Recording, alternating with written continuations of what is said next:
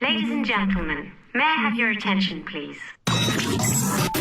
You're listening to the Yank and Kiwi podcast. Available everywhere on the net.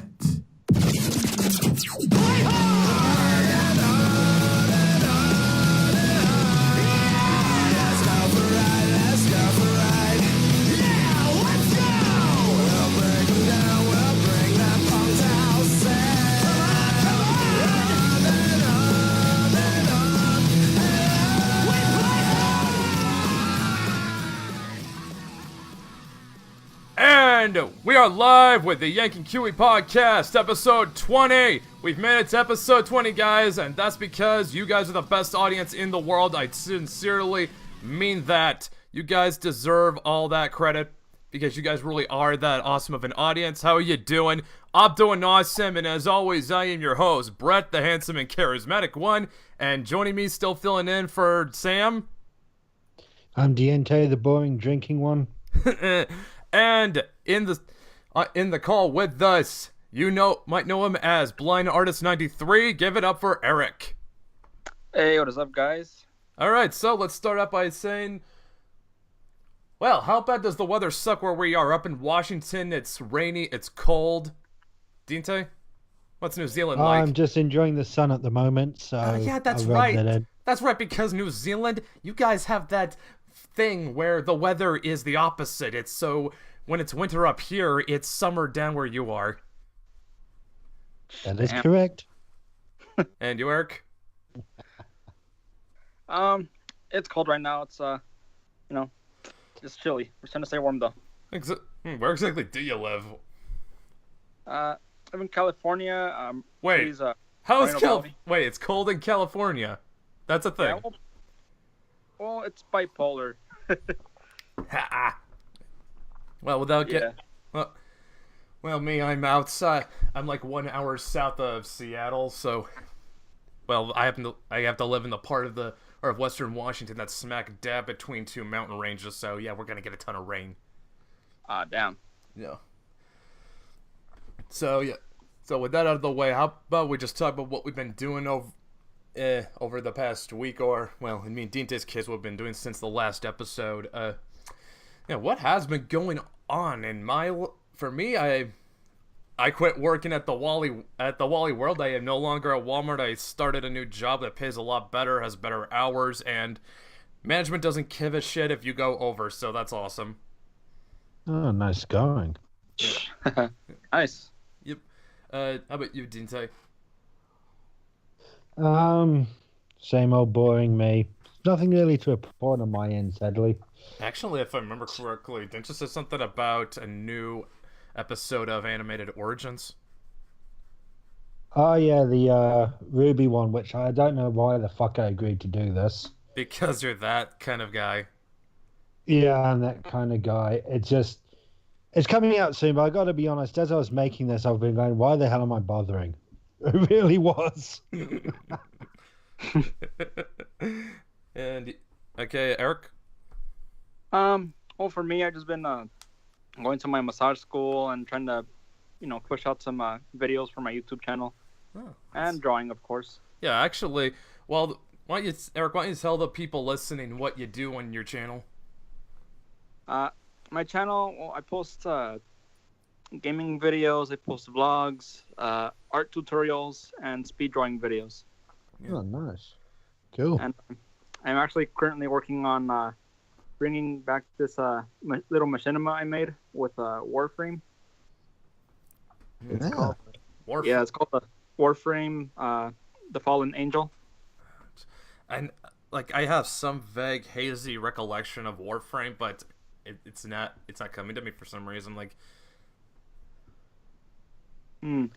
It's like a cybernetic ninja / alien in space. It's pretty cool, actually. Is it like what, action RPG? It's action, kind of like, I don't know how to explain it. I don't want to say open world, but you can meet multiple people. You can go on servers where you can play against other people, multiplayer and whatnot.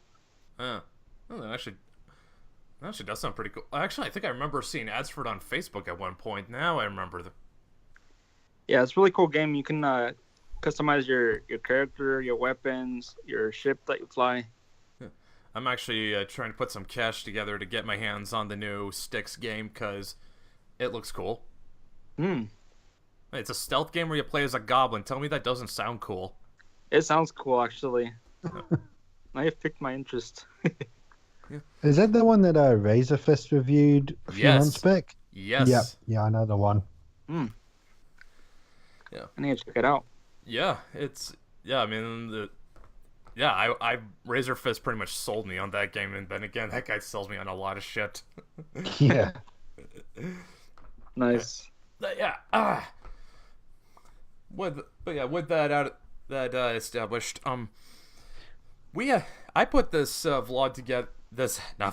I was putting this particular episode together because for my birthday, my buddy Van treated me to a viewing of Thor Ragnarok, which I came away liking, and I'll get to that later. But I felt like this, since I assume like all three of us, we got a degree of familiarity with the Marvel films, right? But Yeah. Yep. yeah. So, I want to talk about the Marvel Cinematic Universe versus after it, mainly the stuff concerning Thor Ragnarok and the upcoming Black Panther, which, based on the trailer, I think looks like it's going to be cool. And also the trailer that I caught from the new Mutants movie. Now, I don't know if either one of you guys have seen Thor Ragnarok yet, have you? No, I haven't. I haven't yet, but people told me that it's pretty good, though. Okay, well, first off, how well do each of you guys like Led Zeppelin? Fairly well. Yeah, fairly well. Well, you're going to hear Immigrant's song in that movie at least twice. Nah. Now, overall, my thoughts with Thor Ragnarok was, this is probably the best Thor movie that Marvel's put out.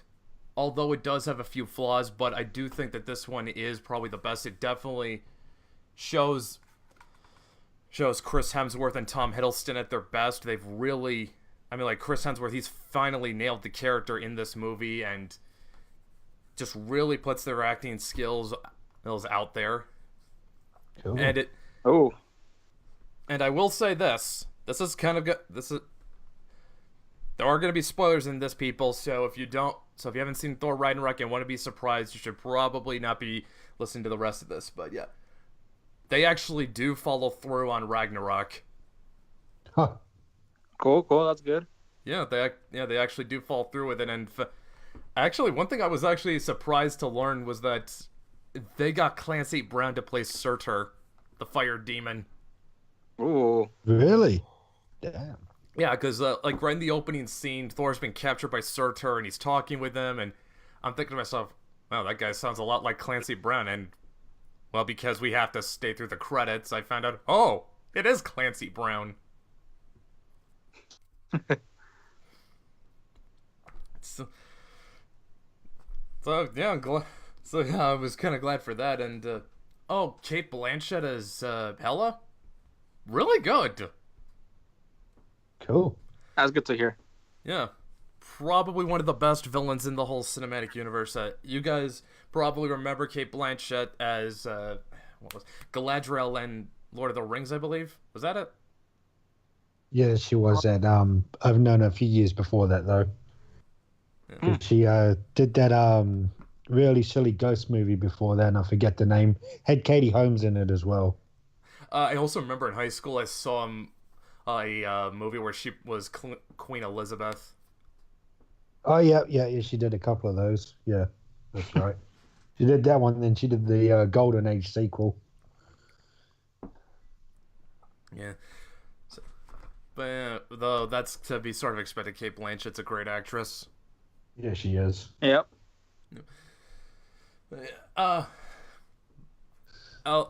What they essentially did for this movie was that they took two storylines and kind of smashed them together. They took the Ragnarok arc from the Thor comics and the Planet Hulk arc. Although, if you guys saw the trailer, you probably could have picked that up. Yeah, they highlighted that the most. Yeah. Yep. And actually, they also had they didn't have Hulk be completely dumb. Like, he was semi-intelligent. Oh yeah, I think I saw in a small part of the trailer that he was having a conversation with Thor. I was like, oh hey, he's semi-intelligent now. Yeah, which is great. Yeah. I mean, I've always kind of found that Hulk's a little more interesting when he's not just smashing stuff. Yeah. Yeah. In fact, I think there was one point in the Hulk comics where they, for lack of a better word, where the personalities of Banner and the Hulk merged together, and Hulk basically had all the intelligence of Banner, and with all the hulkiness of it thrown in as well. Oh damn. Yeah, that was back during Peter David's run. It's considered one of the best Hulk runs of all time. Yeah, I don't think I actually saw that one, but that's an interesting. Yeah. Not surprised they've done that. Yeah. Though. Yeah, and actually the Peter David run of the Hulk he actually really dug into Bruce Banner's psyche. Like, he really tried to dig in and figure out what makes this guy tick, and he sort of, like, you remember like how back in the day, like how it seemed like there was Hulk had like a different persona, like when he was what was he called, Joe Fixit or something? Oh,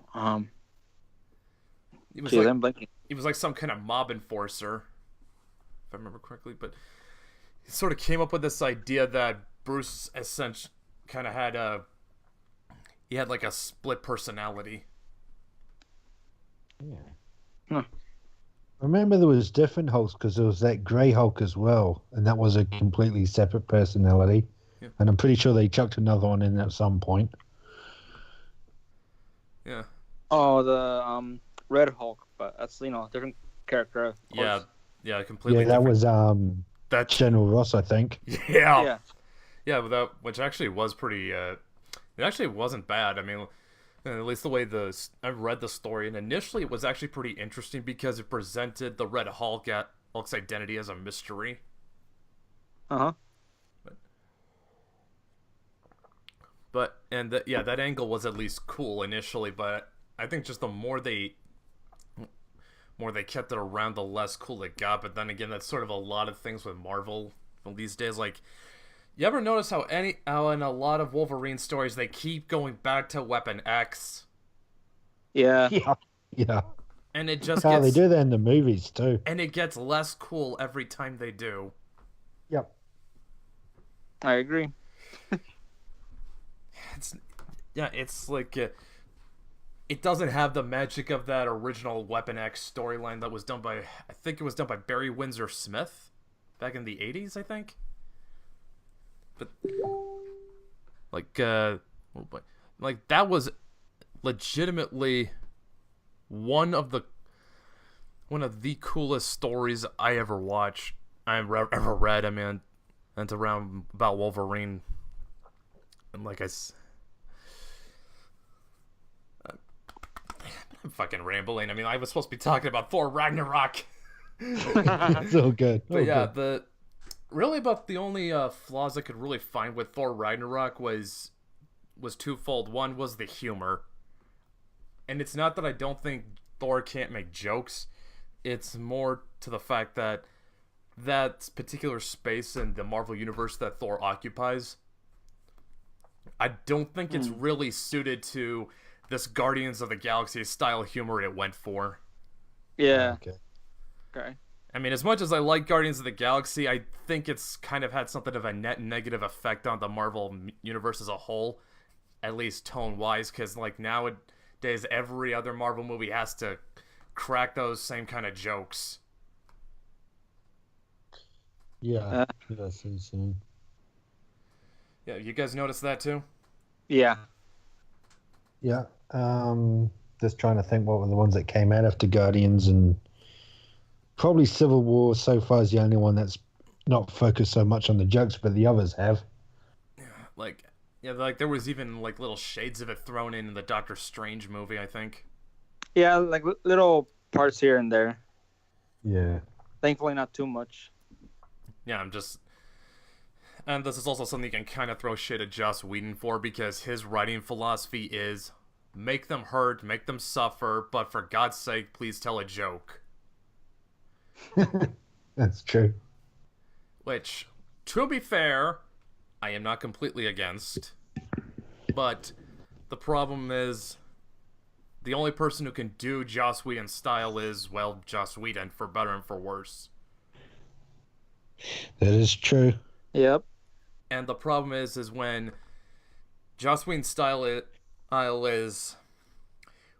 The problem with his style is that when he's on point... I mean, he is on point, but when he's off, the jokes can be fucking cringy. Yep.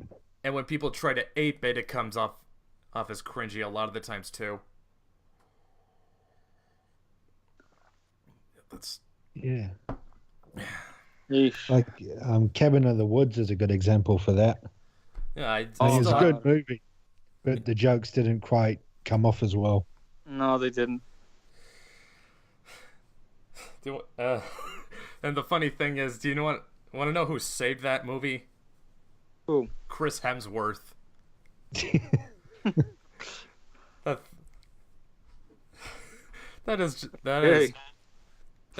That's just kind of. Still haven't seen Cabin in the Woods though, but I want to see it just because I heard it was good. I saw it, and I mean, at first I thought it was just like just one main, I don't want to spoil it for you, but He spelled Thor, so go for it. yeah. No, I guess it's like God, how do I say this? It's like parodying every horror movie ever made, really. Yeah, there you go. Okay, yeah, I understood about it. That was just basically sort of like it was basically sort of a tribute / parody of slasher flicks and horror movies in general. And sci-fi Yeah. stuff. Yeah, but it doesn't sound like the jokes were enough to completely ruin it, but they stick out really badly. Yeah, they do. Yeah, they do. A lot of them feel very off-key. Yeah, and then of course there's also the thing with not every actor can pull off jokes. Folks, you can write the best jokes in the world. If you get an actor who cannot act comedically, it's going to fail anyway. It is. Like there was like one example I can think of is there was this one episode of Deep Space Nine that was centered around all the Ferengi on the station. They were trying to rescue Quark's mother from the Dominion, and the guest actor in that episode was Iggy Pop. Oh God, really? Oh. Yeah, he was playing a Vorta in that episode, and saying Iggy Pop can't act is like saying, well, the Iggy Pop can't act. And the thing was, he was only in that episode because Ira Stephen Bear was a fan of his music. Oh, jeez. Wow. But yeah, that was the thing that kind of held Thor Ragnarok back from being as good as it could be. Was all the jokes in it. Which, like I said, you can attribute this to both Joss Whedon and Guardians of the Galaxy. And this could be. So you go. No, you take over.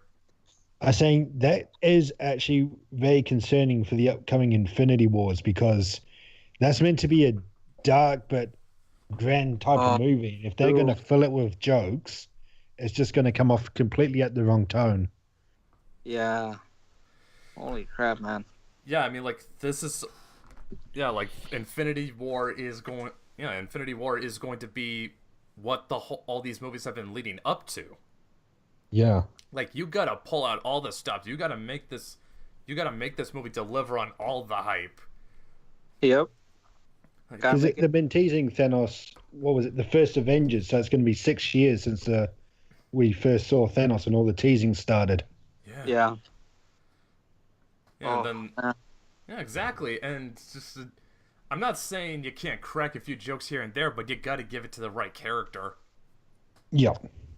Like Spider-Man. Exactly. Or the Guardians of the Galaxy. Yeah, but please not the Hulk. Definitely not. Or Thor. Here's the other thing. I mean, you look at the cast; it's a giant cast.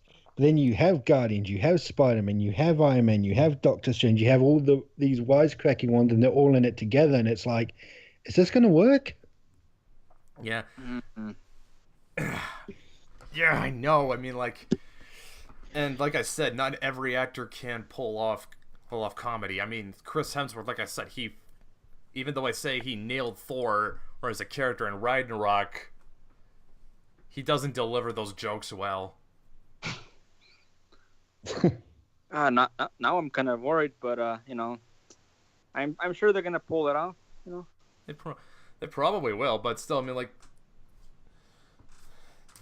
it's just like I kind of wish that Marvel would sort of kind of take the hint that they don't need to make all the rest of their movies like Guardians of the Galaxy. Like, sure, the humor helped make Guardians of the Galaxy as good as it was, but yeah, that works for that particular group. Yeah, because it was a good team dynamic for them. Yeah. It is.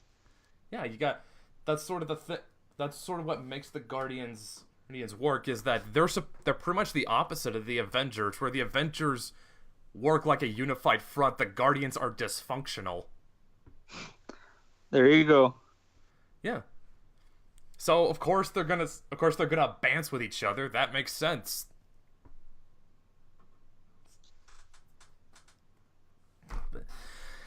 But yeah, but enough about that. So now to talk about the trailers for the new Marvel properties I saw while watching that, and like I said, the trailer for Black Panther, that looked cool, but something that struck me about it was the date it's going to be released. When is it? They're putting out Black Panther in February. February? I thought it was going to be April. No, it's going to be February. Well, it might be April out in New Zealand. Okay. Yeah, it could be for us. Yeah, that's true. Yeah. Now, Deantay probably doesn't know this because I don't think they have this out in New Zealand. But Erik, what's the big thing out in February? And it's not Valentine's Day. Oh, jeez. February for all of our non-US listeners is Black History Month in America. Oh shit. Oh wow. Okay. Oh wow. Okay, yeah, we do have that. Can anybody say on the nose? Oh god. Oh. Look, I'm sure it's gonna be good, but God, this is just how on the nose are they being? Okay. Oh god.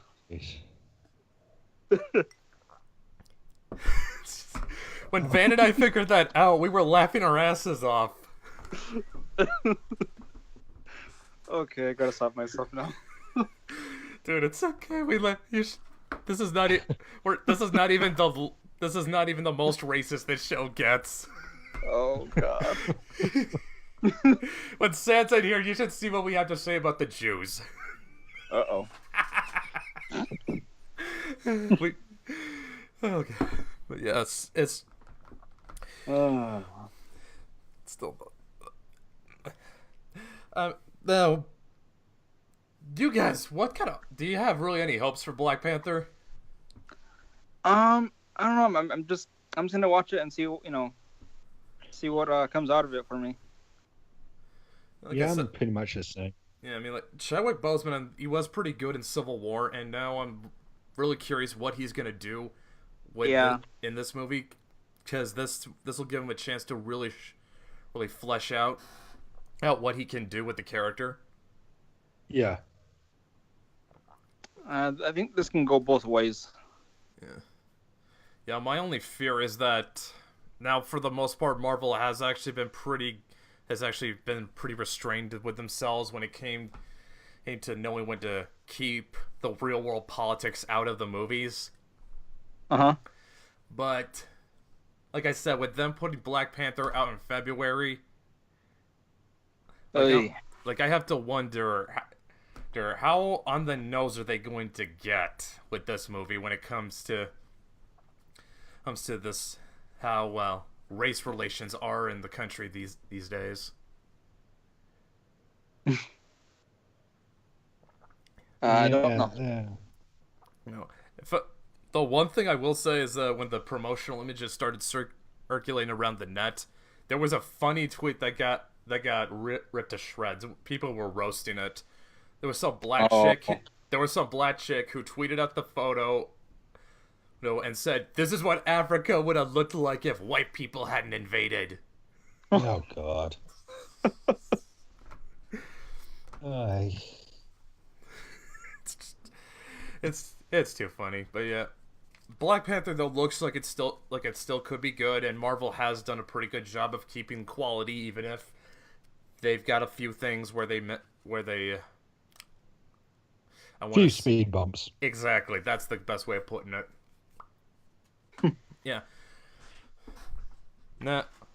So yeah, I will see it because, if out of obligation, but I will say that the new Mutants trailer, that one really grabbed me. Yeah, that was Is it? I assume it's the same one I saw on YouTube and I linked you. Yeah. I think it might be. Okay. Was it the one where they were playing that cover of "We Don't Need No what was it? Another Brick in the Wall. That was it. The one that goes, "We don't need no education." Yeah, and it looked like a very Asylum studio type horror setup. Okay, when I saw the trailer, I swore I thought it was a horror movie. Well, Yeah. that's actually what they're going for. Yeah. Oh. Yeah, and honestly, that's what I think is really interesting about this. They're doing something different with the formula. Yeah. Huh. If they're gonna do New Mutants as a superhero horror movie. Which, can you guys think if that's been done yet? Not successfully. Not successfully, no. So. Huh. And plus, since it's gonna feature a whole new cast, so they have a lot of freedom to work with these new characters, and that actually could be a strength because it won't have those expectations to live up to. Yeah. And I think what's really interesting is the villain they've got for this New Mutants movie, because apparently it's going to be something called the Demon Bear. Demon Bear. Huh. Yeah, the Demon Bear. Let me look that up. Make sure I got it right. Because the way I remember it being was that it was some kind of. It's either some kind of mutant or some kind of psychic projection from Danny Moonstar. If I remember correctly, her power was that she could take things out of people's minds and make them real. Whoa. Okay, yeah. Okay, so yeah, here it is. An unknown villain created by the Demon Bear by demonically mutated William and Peg Lone Star. The Demon Bear haunted the dreams of their daughter Danielle Moonstar, claiming he had killed her parents and would eventually come and kill her. Apparently this thing troubles her dreams a lot. So I wonder if we can expect a lot of Freddy Krueger type scenes in this. You mean like Nightmare on Elm Street? I mean, like, like I said, let me just make sure I got Annie's powers correct, because I don't want to misspeak that. Yeah. Danny's powers are Unfortunately, she was one of those mutants that got depowered, and then she was a Valkyrie once. Let's see. Yeah, I remember she was a very inconsistent character, and they kept changing her constantly. Yeah. Okay, it says... Okay, it's got this listed under former abilities. Limited psionic abilities, empathy, telepathy, creating illusions. I mean, that kind of sounds like... you know what? I bet the whole twist is that the nightmare that they're going to put the characters on is going to be something that she created in her own mind, and it's more going to be like a... Deantay, you know how what the whole gimmick behind Silent Hill is? Yeah. Yeah, yeah, you know the gimmick behind Silent Hill too, right, Eric? Oh, actually, I didn't. Okay, well, the gimmick behind Silent Hill is that the story of the games, well, of any of the games you're playing, is that it's more of a trip through the character's psyche. And that's what the monsters and all the things you encounter in the other world represent. They represent aspects of the character's psyche that they don't want to admit to. And so the shape the town takes is not created by some demon or spirit that's inhabiting the town. It's created by the main character's mind. Oh. I mean, that seems like the route they might end up going with the New Mutants movie. That would be interesting. Yeah. It would, actually. Yeah. In fact, yeah, I mean, like, that's essentially what I think it's going to be. It's going to be a trip through the psyches of each of the characters, which yeah, that is a cool angle to go with. Sounds like they're trying to bring a whole new genre. Yeah, I mean, like, and most of the X-Men movies have been pretty good, so... Yeah? Now Deantay, I kind of wonder, why did you think this looked like an Asylum movie? No, the old Asylum horror movies, you know, the kind of, you know Asylum Studios, right? Yeah, I do, and I know that the thing with Asylum movies is that they are made dirt fucking cheap. Yeah, that's what I mean. It looked like a bloody Asylum type script setup. I wasn't talking about the effects in that, but this was something I'd expect from an Asylum studio type of movie. Oh, so like just the way the trailer presented it. So you were initially expecting a more traditional superhero movie. I don't know what I was expecting from New Mutants, because I do know that the actual New Mutants comics does have a strong horror side to it. But I really wasn't sure what I was expecting, because you know my trolls with Fox, they're too inconsistent. They do something good, they do something bad. They did Deadpool and Logan, which are the spin-offs from the X-Men movies, and they did them great. Along comes New Mutants, and I wasn't sure what they were going to do with it, but when I saw they were going for the stronger horror thing, I was like, wow, they're actually, this could show some promise. Yeah. You got anything to add, Eric? I think it will. You know, like, again, I'm curious about this one, so I'm when it comes out, I'm gonna go watch it. Yeah, I mean, like, this has the potential to probably be one of the better X-Men movies. At Yeah? least, Easily, if not at least one of the more unique ones. It is gonna be unique, definitely. Yeah. Well, it's definitely got to be better what the X-Men movies are doing now. I mean, they're just repeating the Phoenix. Oh, yeah. They don't know what else the fuck to do. I mean, like, oh, man, I remember when you did that vlog on Apocalypse and how you just basically roasted it. I wanted to like that movie so much, too. I did try to like it. Yeah, it's just...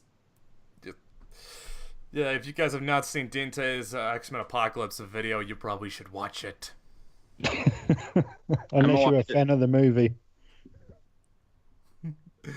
Yeah. The only other thing I want to talk about was the trailer I caught for the Hulu Runaways series, which I've actually have seen the stuff they've been talking about with the Runaways, and I do not like it. Oh. The short version is they're basically turning Runaways into a fucking McDonald's commercial.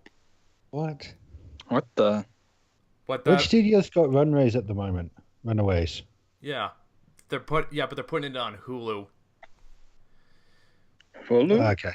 It's the other web streaming service. Yeah. Yeah, they're putting it on Hulu, and I think they're also putting Cloak and Dagger on Hulu too. Oh. Hey, they gotta diversify. Yeah. True. Yeah, but that D word, that's the thing. The thing was, you guys know. I assume you know the Runaways. Yeah, I know of them. I mean, I've seen just like the covers of the Runaways as I was scrolling through like the comics to get through the Marvel Comics app, and I don't know, I haven't read it. Probably should. Yeah. Well, the first couple runs with Brian K. Vaughan, they're excellent. One of my favorites. Probably one of the comics that was very formative in my younger years, as making me a comic fan, and what I hold a lot of nostalgia for. And the Joss Whedon run isn't half bad either.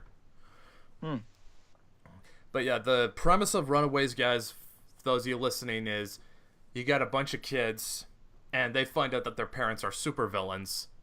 And so they kind of band together to take down their parents. That's the initial premise. Now, the initial cast was actually pretty diverse. You had Nico, who was a Japanese American. She was also a witch. You had Gert. She was a Jewish chick with a telepathic connection with a dinosaur.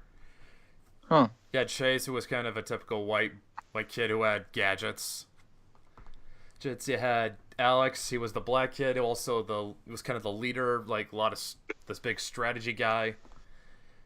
Yeah, Carolina, who turned out to be an alien and later on turned out to be a lesbian. And then you had the youngest member, Molly, who was a mutant. Now, in the original comics, Molly was white. In the Hulu series, they made her Hispanic. Now, here's the thing. Later on, they actually did add a Hispanic member in the comics. So, if they're doing this for diversity's sake, I mean, guys, one of the characters is Japanese American, one of them's Jewish, one of them's a lesbian, one of them's black. Doesn't that seem pretty diverse enough? Yep. I mean, do you really got to make one of them the token Hispanic kid, the token Latina? Okay. And I mean, hell, I mean, even just the types of heroes they were, that was actually pretty diverse. If anything, Runaways was probably one of the best ways of how to do diversity the right way.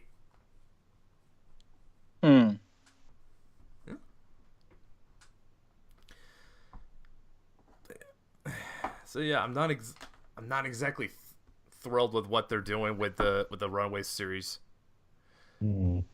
Yeah.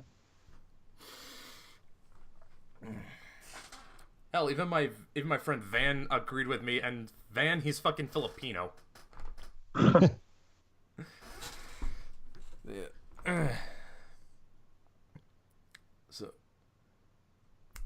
So when's that due out? Is that going to be early next year as well?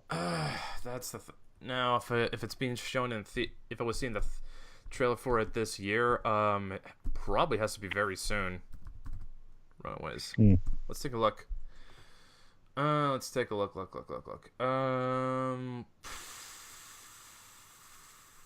Yeah, it's coming out November. It's coming out the 21st, actually. Oh, so next week. Yeah. Yep. Yeah. Well, here's something. James Marsters is in it. Really? Okay. Who's he? Spike from Buffy the Vampire Slayer, yeah. Who's he playing? Well, let's find out. I have an idea. Let's see. He plays Chase's dad. Ah. Yeah, the thing with Chase's parents is that they were mad scientists. Okay. Yeah, they were the one. They made like all the gadgets for the They made all the gadgets for their parents' sinister cabal. Huh. Yeah. Yeah, and what happened was is that once they started stealing all their parents' stuff, Chase took all his parents' gadgets. Damn. Yep. Here's something interesting. Something else that's interesting about it. Says so this is from a review on Movie Pilots. It's from a chick named Clara Pitts. Clara of Movie Pilot fell, bringing radical faith into Carolina's narrative turns her into a cliched, exhausted trope that her character never was, and treats her attraction to women as an act of rebellion against her parents, rather than an inspiring story of self-discovery over time, as it was in the comics. Oh. Yeah, actually oh boy, yeah, this is not off to a good start if this is to be believed, because, yeah, that was the thing when Carolina actually came out in the comics. It was kind of what happened was that she and Nico were alone, and then a star whizzed by, and Nico just jokingly said, "Hey, make a wish." And so Carolina tried to lean in to kiss her, and then Nico's like, "Wait, what are you doing?" And then Carolina's like, and then Nico puts two and two together and says, "Wait, you're gay?" and of course Carolina acts embarrassed. And that issue was basically her just her learning to accept the fact that she was a lesbian. Well, at least it sounds like it was handled pretty well. Yeah, because well, here's the thing. Like, I think what happened was that throughout the earlier issues was that Brian K. Vaughan was sort of dropping hints, but he decided to actually follow through up on that. Because there was this one time they invite this vampire kid into their group. They don't know he's a vampire at the time. And Carolina tried to let him suck her blood because I think at this point she still wasn't sure whether or not she was gay or straight. And of course, well, because she's an alien with light powers, it ended up burning him. Ouch. Yeah. Yeah, that was sort of her more. That's actually better because. Yeah, and yeah, like I said, the thing with making Molly Hispanic, which would be one thing if she was that in the comics, but like I said, they actually did add a Latino character into the group later on, and it was a kid named Victor, and he turned out to be the cyborg son of Ultron. Yeah, he came with electric and magnetic powers. Huh. I didn't know Ultron had a son. Well, it's in a loose sense. What happened was that the lady who was Victor's mom, she came across his head in a junkyard, and not like that, Deantay. It wasn't like that. No, it's just the whole premise. So how did your parents meet? Oh, my mom found my father's head in a junkyard. Okay, yes, that's funny. So yeah, what happened was that he needed a new body, and she couldn't help him that much. She also couldn't have kids because I think drugs had sort of wrecked her ovaries or something. So what happened was that she helped him get a new body, and I think he took like tissue samples from her and basically constructed what was supposed to be a teenage Victor, and implanted him with fake memories. And the thing was basically Vision, how Vision was made, isn't it? Give or take. Yeah, but kind of. But yeah, the twist is that he intended for Victor to sort of be a sleeper agent like when he got old enough, he was supposed to infiltrate the Avengers and kill them. Oh. Yeah. Yeah, like it's done really well in the comics. You guys should read them. Yeah, I'm gonna have to. I'm gonna take a read. Yeah. Yeah, like. Yeah, I mean. Yeah, that's pretty much all I got to say where Runaways is concerned. And we've more or less taken everything we could as far as the Marvel Cinematic Universe is concerned. Just that you got something from that, Deantay? Yeah, I think I mean, Marvel's been good, but it's coming to the end now because after Infinity Wars, and they're doing the 2 parts still, but it's gonna die down because that's the big hype, is the whole Thanos battle, and after that, there's not much left. Oh yeah, I did not think of that. I mean, any hope that maybe the DCU picks up the torch or something? Well, I think after Justice League, they're gonna, I don't know. It's either gonna be good or it's gonna flop. But I think after that, they're gonna be like, okay, well, let's kind of just reboot it, but not, do like an origin story because everybody's seen their origins already, basically. Yeah, and really make it organized. Oh yeah, but yeah, Justice League also. This is probably DC has to prove that Wonder Woman was not a fluke. Wonder Woman it's a good movie. It's just forgettable. Not as I only watched it a couple of weeks, and all I remember is Ares wants to save humans from stopping war by making them fight wars or some bizarre crap like that. Something that kind of flies in the face with what Ares is about, I think. Yeah. Yeah, I'm the god of war. I want to stop war. By creating war, because humans don't need me for war. So, wait, none of this fucking makes any sense. He wanted to save humans by starting a war, and the point was that humans can start a war without the gods, but he wants the gods to be needed because... What? Because reasons! Oh, God. Wonder Woman, it would have done better in the early 2000s if it had come out. Yeah. Oh, yeah, probably would have, but yeah. And up until... It's just sad that's DC on a good day. Yeah. Well, you're talking about Joss Whedon. He took over Justice League because Zack Snyder pulled out because of a death in the family, which we shouldn't really make fun of. No. But I've seen the newer trailers of Justice League, the last couple, and the jokes are just pouring in. Oh, man. The quick, snappy one-liners, especially with Aquaman.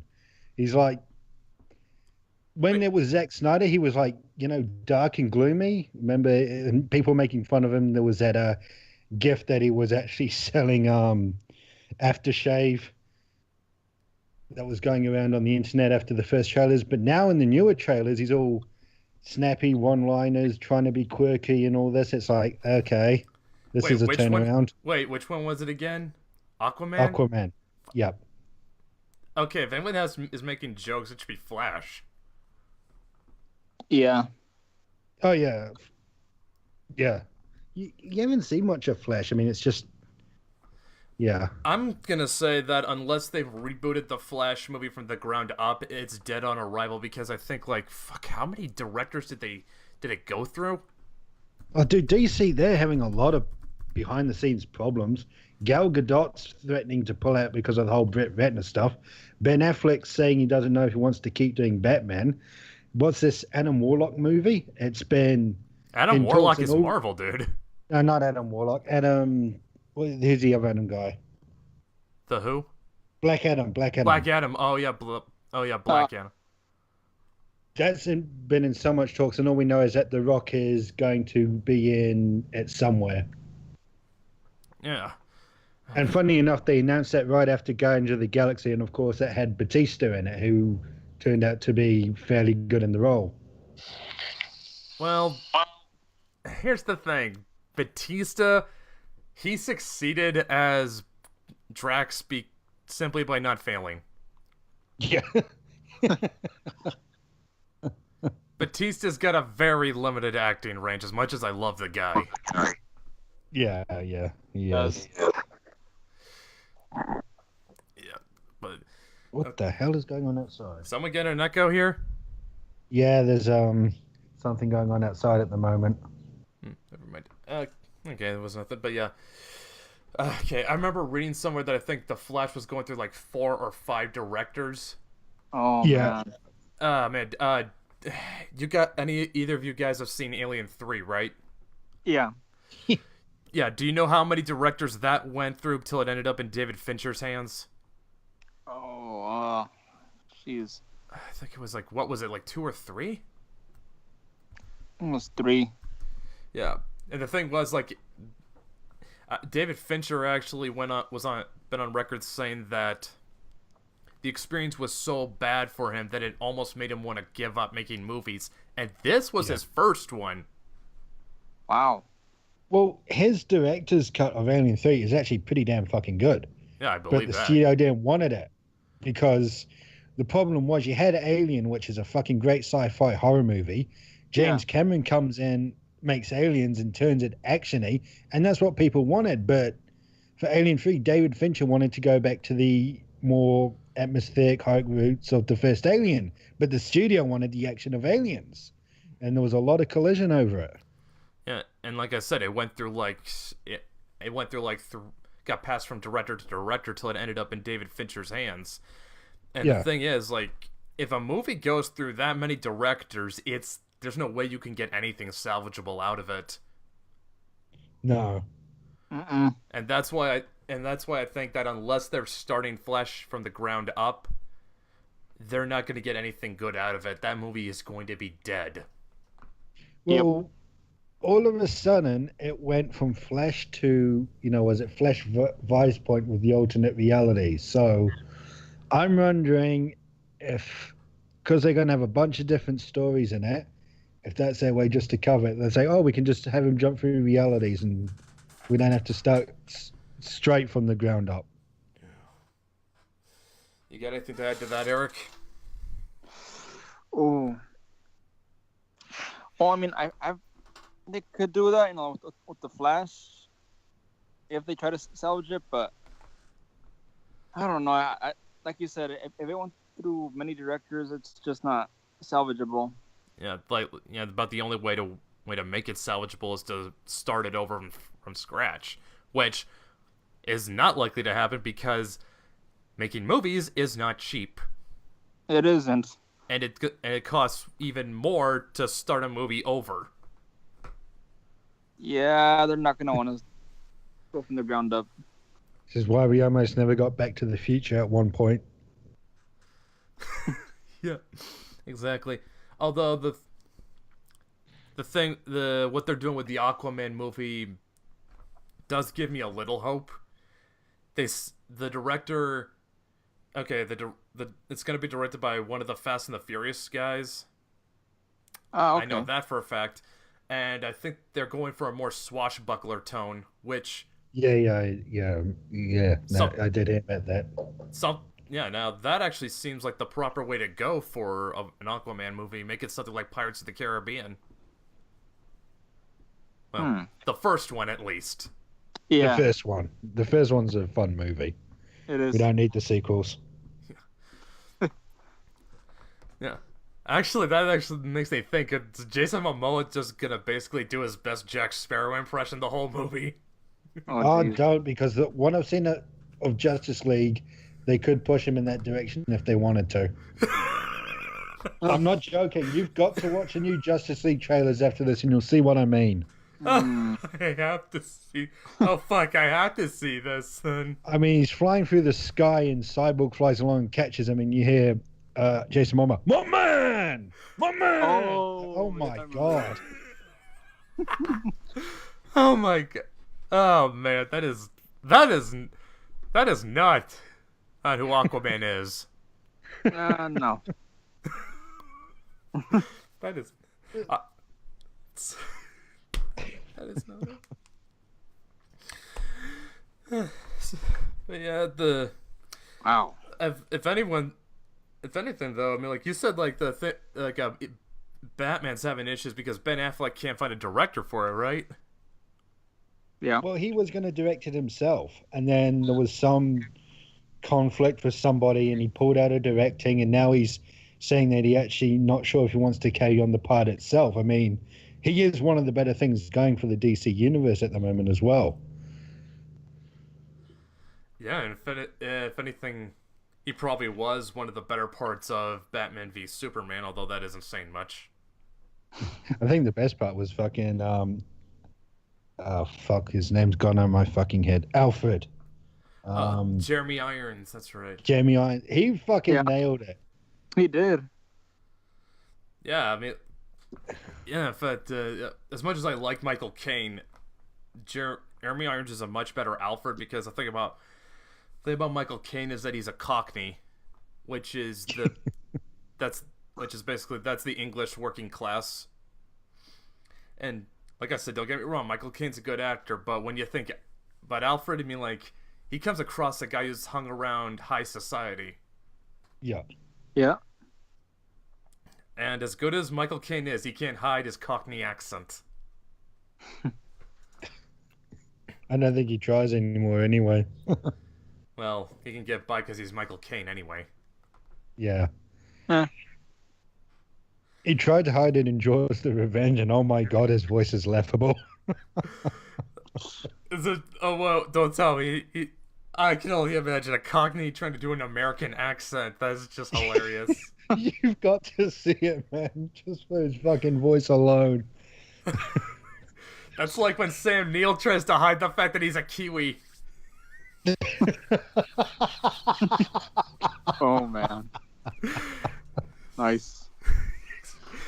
Oh, yeah, the bands are savage on this show.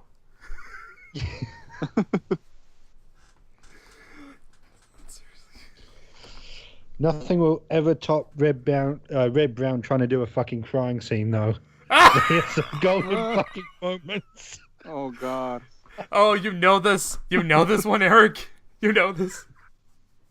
Jeez. Yep. Yeah, well, don't tell me. Do you actually... Have you watched Spoonie videos?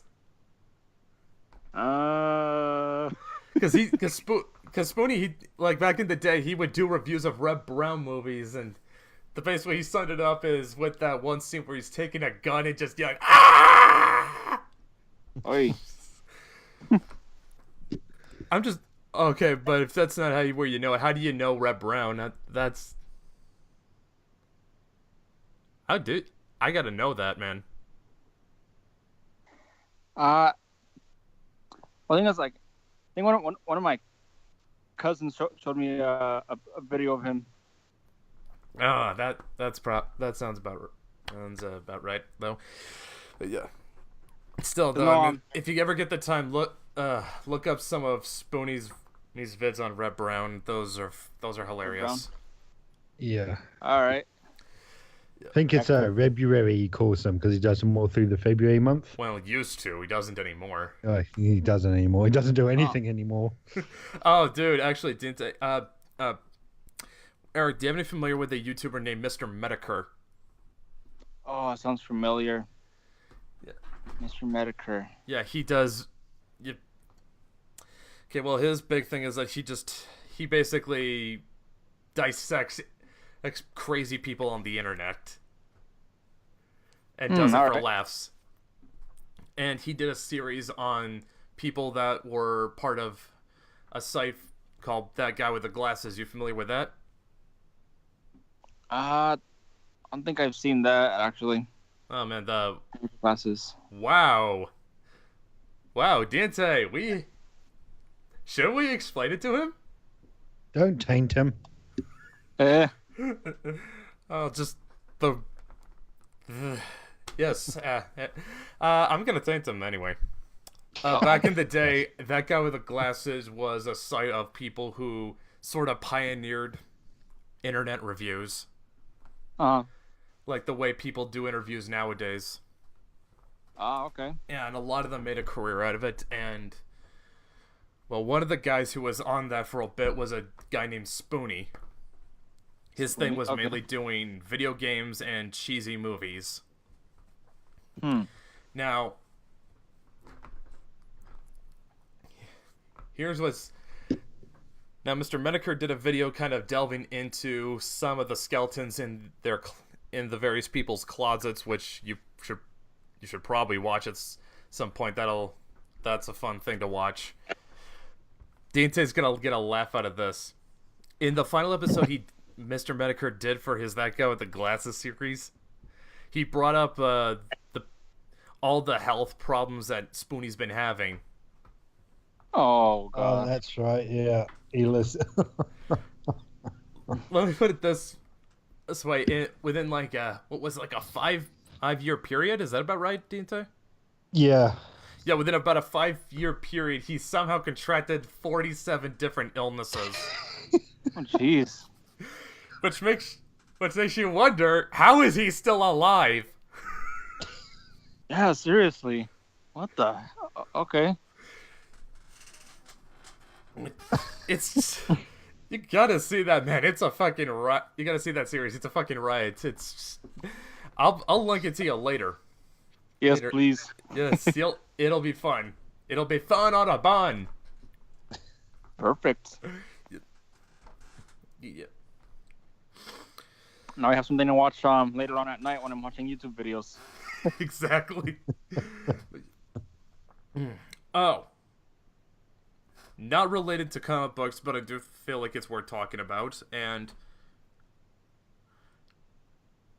what was also in the trailer reel for Thor Ragnarok was for The Last Jedi.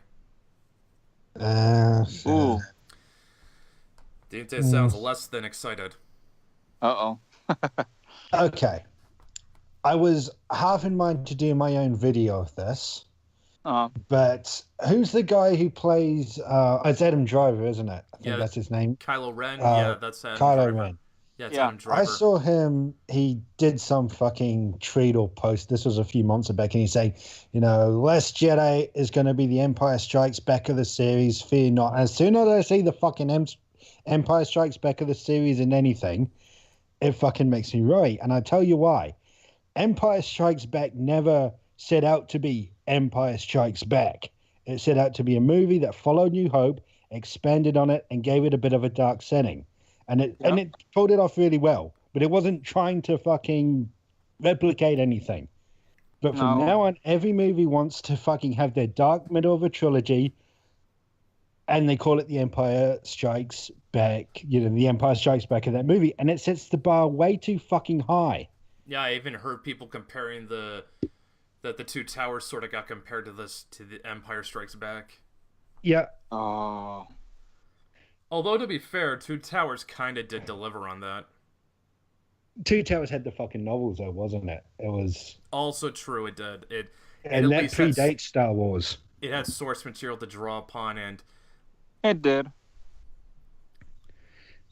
But then you got the fucking... the Hobbits said that Is it the Desolation of Smaug was the second one? Yes.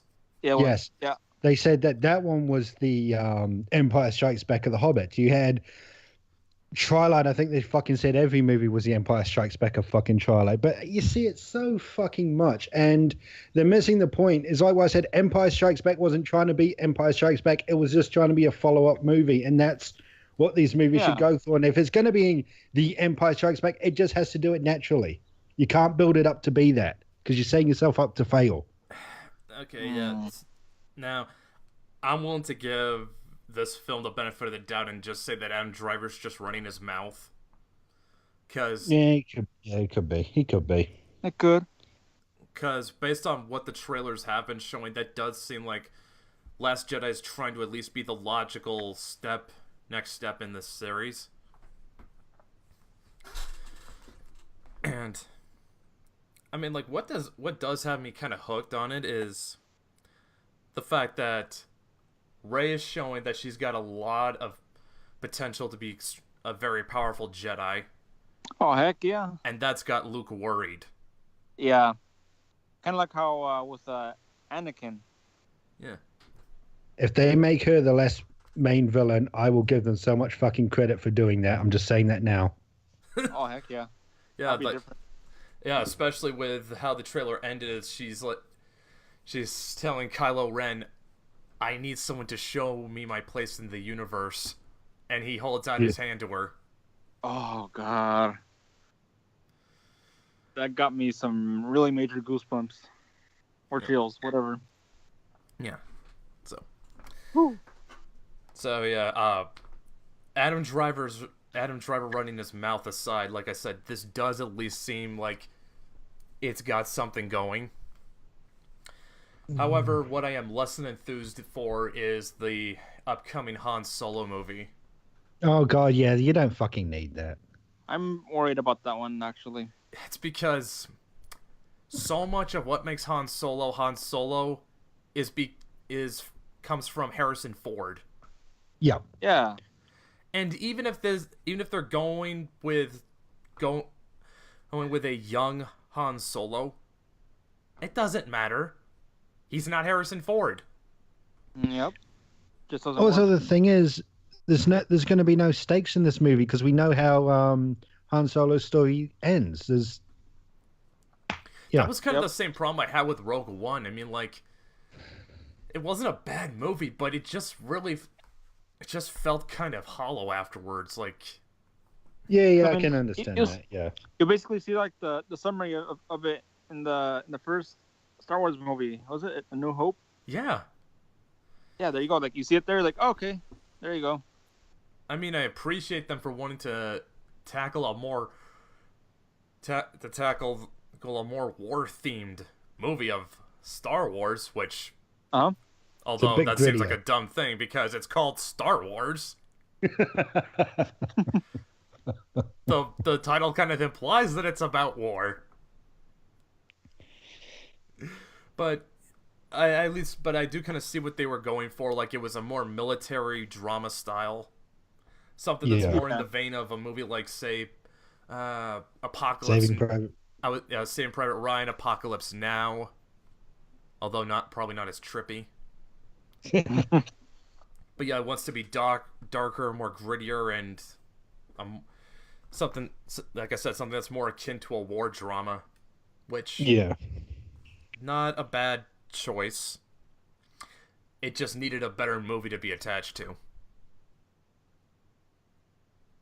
Yeah, no, you do have a good point there, yeah. You I do. mean, I love the movie, I'm not going to lie, but yeah, you're definitely right there. Yeah, don't get me wrong. Say what? Don't get me wrong. It was a good movie, but I basically already knew the whole thing right from the beginning. Yeah, and that's basically the same problem that all these Star Wars side stories are going to run into. They're ultimately going to be inconsequential. Yeah. At least, say what you will about the new trilogy. At least it has real stakes behind it. Mm-hmm. Yeah. I mean, if they set Rey up and she becomes the main villain because they're already planning the next trilogy, if she's the antagonist in that next trilogy, that is really, I'm gonna really fucking hand it to them for doing that, because it's basically what Anakin Skywalker's story should have been with the prequels, but of course we already knew how it ended, so you're just waiting for, all right, when's he gonna put on the fucking Darth Vader mask and just get on with it? Yeah. After I saw the trailer, I immediately got the idea of drawing Rey sitting next to Snoke and Luke and Kylo Ren trying to go up against them. That actually sounds cool. Yeah, so I'm working on that. So be on the lookout for that artwork. I think you saw the drawing of Rey that I had so far on. Yeah, I Instagram. did. Yeah, I did. And yeah, that actually looks pretty good. Yeah, thanks, man. Yeah. Oh, so if you guys want to kill a couple minutes, I think there's a video where Alex Jones goes to the prequels, and he actually explains them in a way that actually makes them sound interesting. Huh? Was he stoned? No. No, he's Damn. not. But yeah, what he's going about is like how Palpatine is essentially playing victim politics to curry favor and then institute a vicious police state throughout the galaxy. Huh, interesting. Actually, let me see if I can find that right now, because that's actually Alex Jones Star Wars prequels. Here it is. That was quick. Yeah, it is. Okay, let me share the screen with you guys so you can have us. All right, so Okay. I don't know what the hell's wrong, but for some reason, reason I can't show. Sorry guys, for some reason I cannot show Deantay and Eric the video where Alex Jones explains the Star Wars prequels, and I wish I could, because that actually is a pretty funny video. Well, actually very interesting too. Yeah, I'll check it out afterwards. Yeah, Yeah, I'll do the same. And I'll yeah, say this about I'll say this. At least Alex Jones is never boring. no, he's not. Yeah. Can be a crazy fucker sometimes, but he's not boring. Yeah. So yeah, you guys just feel lucky you guys did not have to sit through about 10 minutes of us trying to. I don't think it was 10 minutes, but it was a long time of us trying to invade to try to get this to work, and I'm gonna have to figure out how to get. I'm gonna have to find someone who knows this shit better than I do. I think I might know a guy. I'll probably talk to him. Yeah. Cool. But yeah, anyway, I think that we've taken this episode of the podcast about as far as we can. So, Eric, since you were the guest on this show, anything you want to plug? Well, just make sure to check out my artwork on the Instagram, at blindartist93. YouTube is blindsavage23. It's where I post a lot of my vlogs, art videos, and gaming stuff. Yeah. And yeah, that's about it. All right. Anything we can look forward to on your channel? Ooh, well, look forward to more art tutorial videos, speed drawing videos, and Warframe Fallen Angel Machinima, because I am going to be releasing the 4th episode. Awesome. Deantay, you got anything to say? No. All right. Well, you guys have an awesome week, and be with us next week for another episode of the Yank and Kiwi podcast. Take care, guys.